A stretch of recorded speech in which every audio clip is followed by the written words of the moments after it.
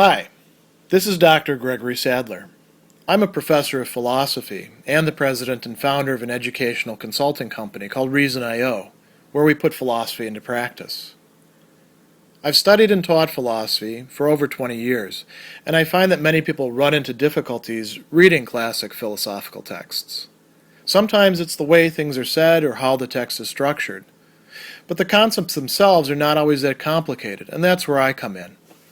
To help students and lifelong learners, I've been producing longer lecture videos and posting them to YouTube. Many viewers say they find them useful. What you're currently watching is part of a new series of shorter videos, each of them focused on one core concept from an important philosophical text. I hope you find it useful as well. William Clifford, in his article, The Ethics of Belief, about midway through the first part, is going to tell us that no person's belief is a merely private matter which concerns themselves alone. So, he has said you shouldn't believe things without having sufficient evidence to do so. You not only have a duty to do that, we could call it an epistemological and moral duty, so as not to screw yourself up, but you also bear responsibility in relation to other people.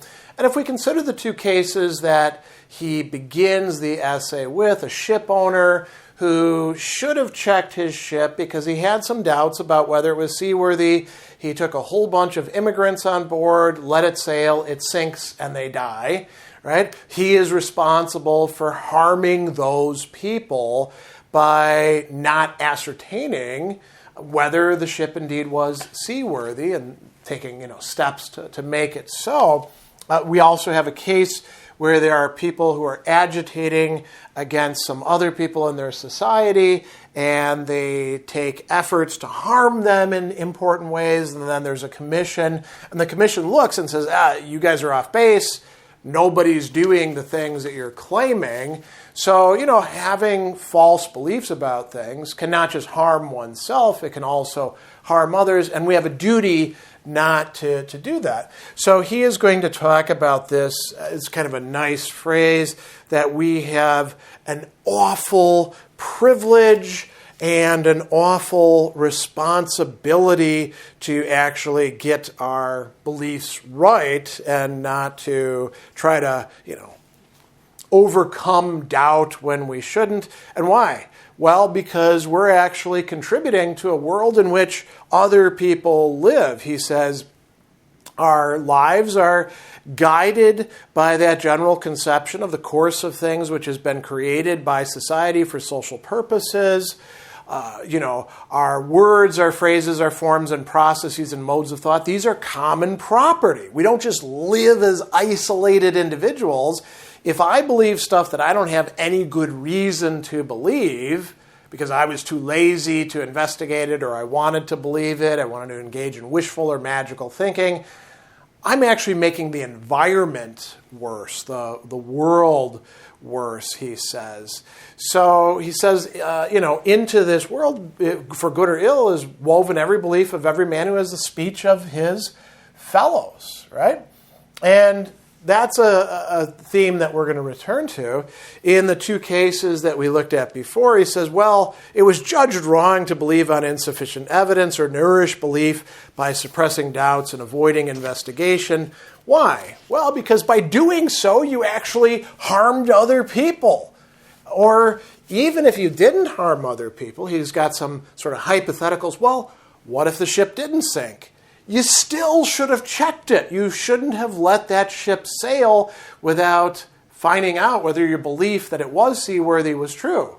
Or what if the people actually did turn out to be doing bad things? You don't get to say, aha, see, we were vindicated because you went by some gut feelings or, who knows, some propaganda or something you saw on a website or a AI-generated YouTube video that was aiming at riling people up and making money. Any of those things are not good reasons to believe. So he says that in those cases, it's pretty easy to see, right? What about cases where we're dealing with beliefs that seem trivial and obscure, right, and insignificant. He says, well, even in these cases, it doesn't have zero effect on the fate of mankind. We have to extend our judgment to all cases of belief whatsoever. Belief is that sacred faculty which prompts the decision of our will, knits into harmonious working the energies of our being. It's not just for ourself, it's for humanity.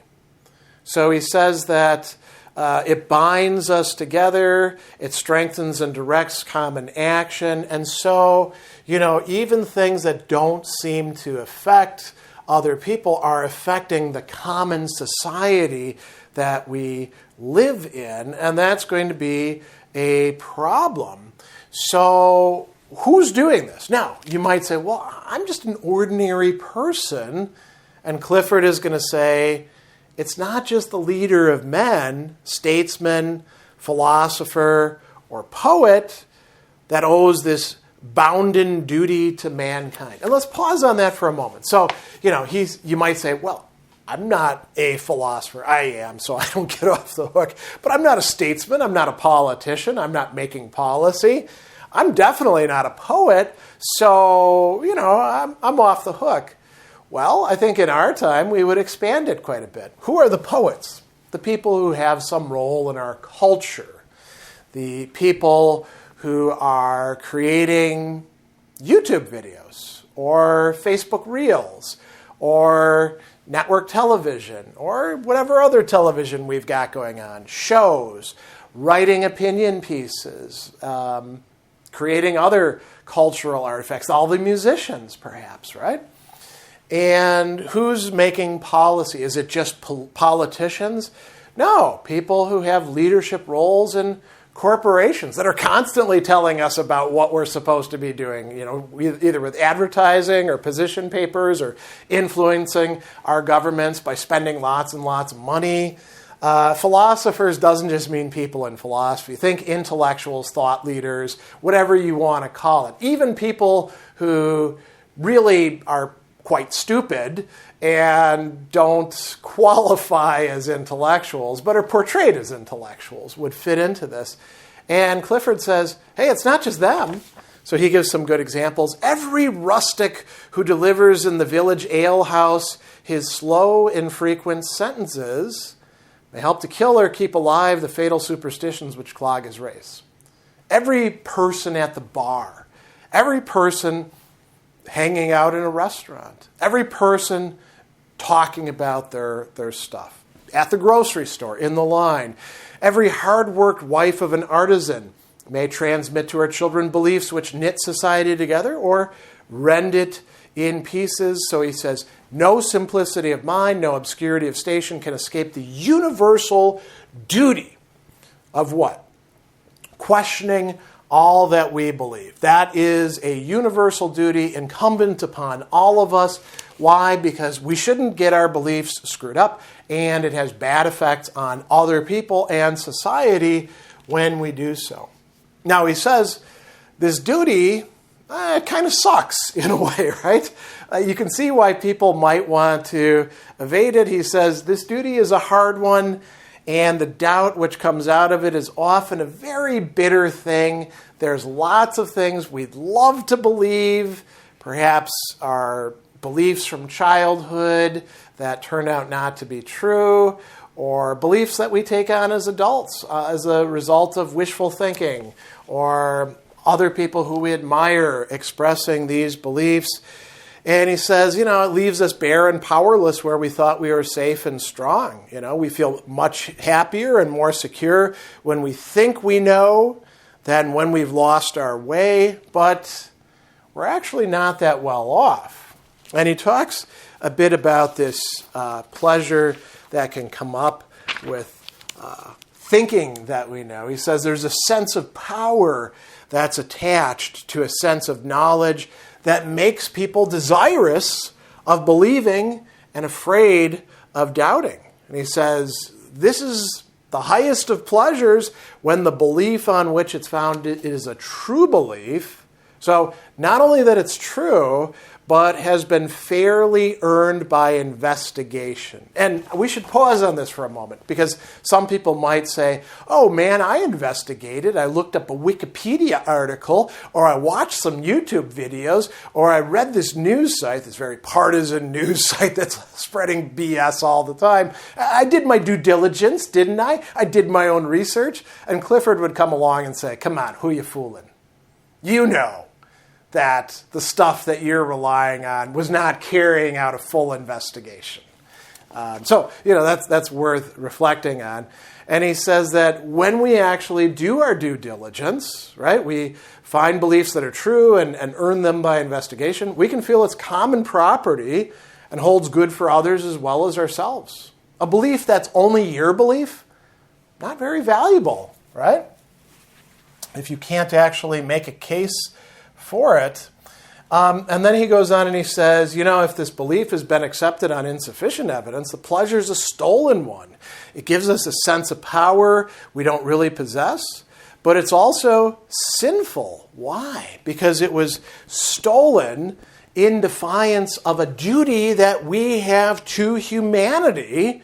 What is that duty? To guard ourselves from such beliefs as from a pestilence, a disease, right? We shouldn't be transmitting leprosy or typhus or cholera or pick whatever else you want, right? If you know that you're sick, stay inside and don't get other people sick as well. So we have a duty to humanity, not just to guard ourselves from false beliefs, but to examine the beliefs. We should not be relying on unexamined, unfounded beliefs. We have to have evidence for what it is that we believe. And why is this a duty to humanity? Well, first of all, because if we don't do it, we make ourselves less capable. He says we weaken our powers of self-control, of doubting, of judicially and fairly weighing evidence.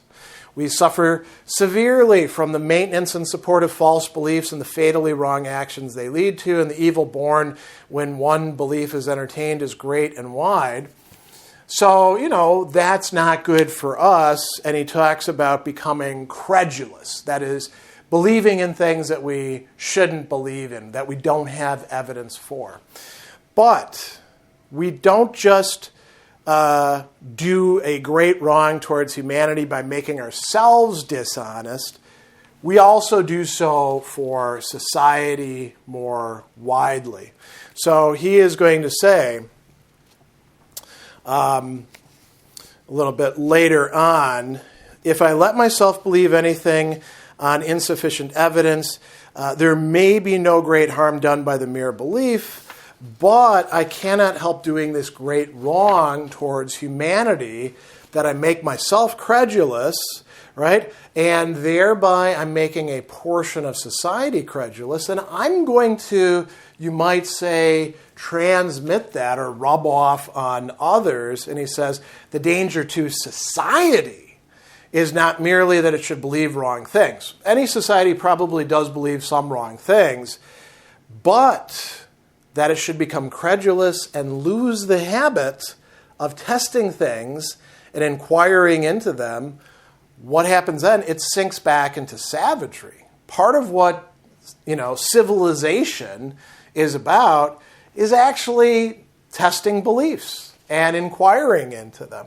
So we can become credulous, right?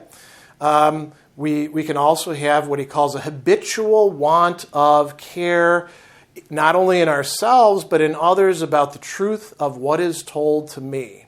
So truth itself can start breaking down, and we could wind up in what some people have started to call our own time as a post-truth world. Perhaps that's going a little bit too far, but, what Clifford is saying does seem to be quite applicable to many people who are making society worse off by their own, lack of, we could say, care, discipline, and conscientiousness when it comes to their beliefs.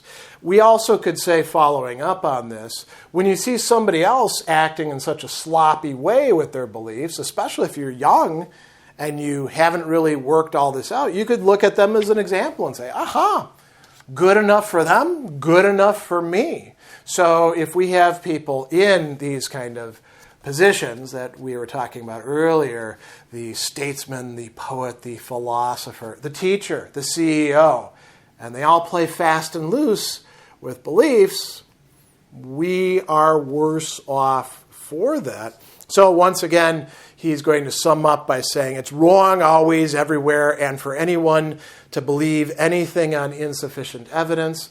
And one big reason is because, as we said, no man's belief is a private matter which only concerns him.